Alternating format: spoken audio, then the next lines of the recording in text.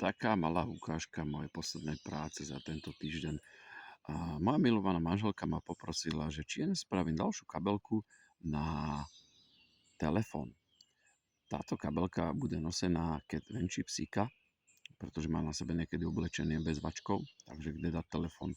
Kabelka má 22 cm, má ramienko, ktoré je napevno tam prišité, tak toto je nabok namontované. Je to na magnetický klip. Táto strana je trošku spevnená, aby sa to nevlnilo. A je to nafarbené hnedou farbou, natreté s olejom na kožu. Pred tým naolejovaným som si tam ešte nakreslil obrys psíka, keď to bolo vlhké, a potom som to tam vyrezal. Je to španielský kavalier, teda náš pes, naša malá krásna ledinka. A som s tým veľmi spokojný, ak to vyšlo.